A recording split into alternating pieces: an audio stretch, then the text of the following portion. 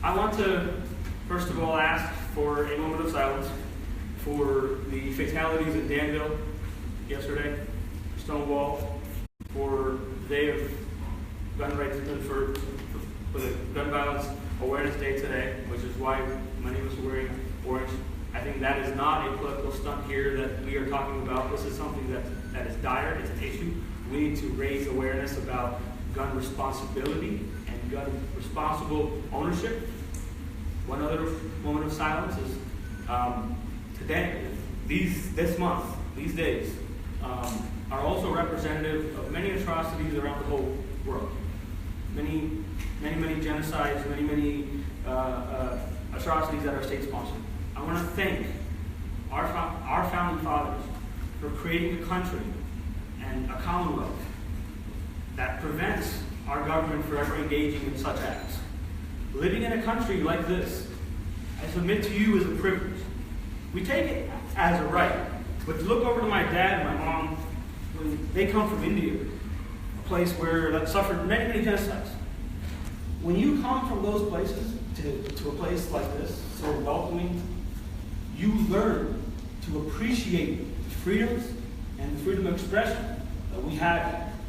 I want to make sure that we all know, no matter who wins on June 13th, is going to preserve and protect that right for all Virginians.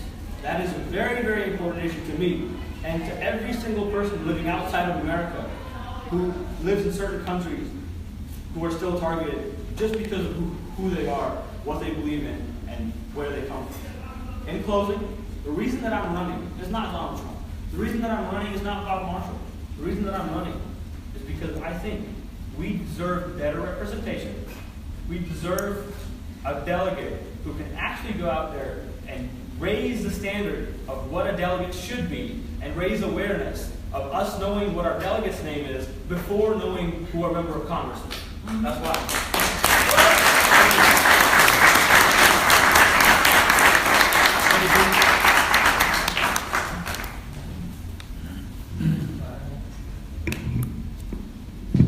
So thank you all again for being here tonight. My name is Danica Rome. You can learn more about me at danicafordelegates.com, DANICAFORDELEGATE.com. And it is an honor to have shared this stage with you all tonight. It is an honor to be speaking in front of you all today. And I want to just tell a couple personal stories here.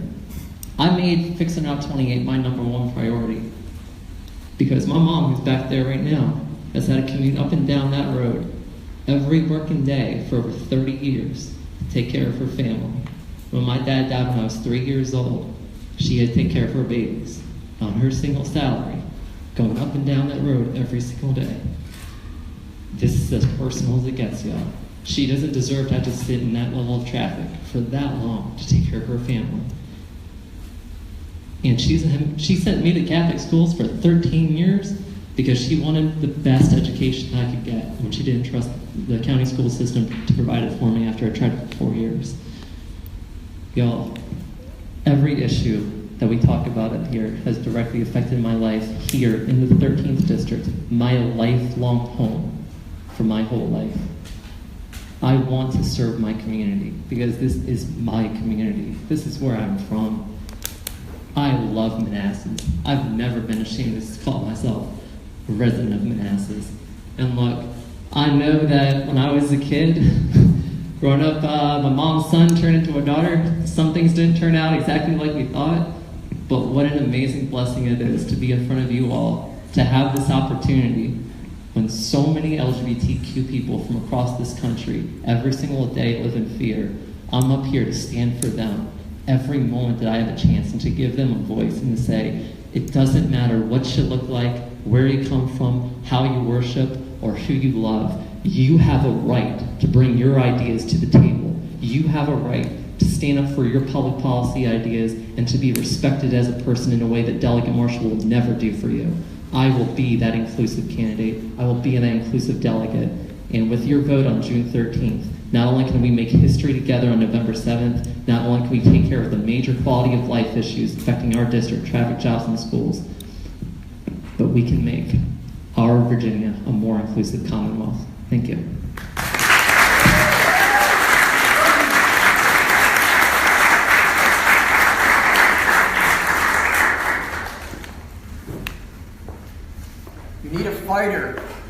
your representative. And I am that fighter. You need somebody that's been tested as your representative. And I've been tested. I responded to a crime scene, and after we cleared the scene at 1:30 in the morning, my partner and I, the detective, had to go talk to two officers about the case, some follow-up that would occur. We met them at a restaurant. It was almost closing time, so as we went in, the manager closed the bar. Not knowing what had occurred there earlier that day, that there had been an argument. All of a sudden, there was a shaking and rattling of the door. Someone was trying to get in. And as we turned around, the window started imploding as somebody with an assault weapon, as the video would show later, was outside blasting the restaurant into pieces. I pushed the two officers down that were in front of the windows and had their backs out of the line of fire. My partner had a head wound. I picked him up, literally ran to the car out the back door, and raced to the hospital. I didn't leave his side all night long, even when he was in the emergency room, until he was okay.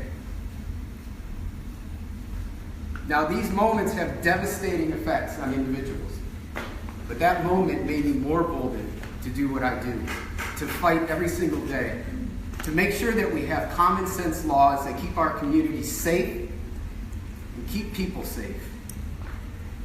6 months ago, I stood in front of the Prince William Democratic Party and after a monthly meeting, and I left them with a quote. And I said, my campaign, a society or a government will be judged on how you protect the most vulnerable. I promise I will protect our children, like I did as a prosecutor and I do as a father. We got to protect the elderly.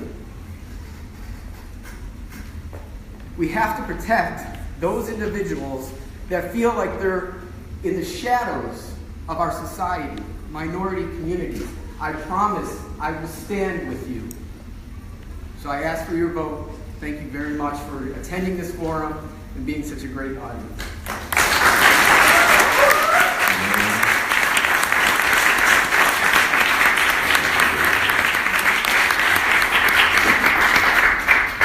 So what is happening to our country? This partisanship, it's ugly.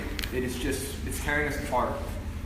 Our community needs a leader who's going to go in there and is going to put the things back together. There's got to be a life after Bob Marshall. There's got to be a life after Trump. And I hope it's a better one. It will be. Vote for me for 3 reasons. 1, because I'm a lifelong public servant. And I'm not going to stop today. I'm not going to stop ever. The only thing I know how to do is serve my community. I'm going to keep doing it. 2, I'm a moderator. I can get the votes from the independents. I can go in there. I can pull them out. I can get them to turn on Bob Marshall to show him to be the right-wing freak he is. Okay? And the last thing, I have practical solutions and ideas. I'm not just here identifying the problems, I'm telling you how we're going to fix them. Education, here's one thing we can do, make it quick. So, instead of spending too much money on after-school programs, on teacher pay right now, while the budget's kind of tight, let's have a volunteer program for guidance counselors come in, mentors, who can come into the schools and can serve those kids by giving them better access to opportunities, being anti-bullying advocates, mental health, and also just another eyes to watch the grades.